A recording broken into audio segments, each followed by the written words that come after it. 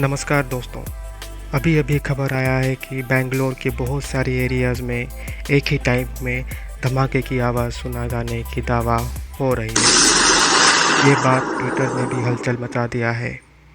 हर कोई जानने के लिए कोशिश चला रहा है कि आखिर यह आवाज़ था क्या। अभी तक गवर्नमेंट की तरफ से कोई भी ऑफिशियल न्यूज़ आया नहीं है।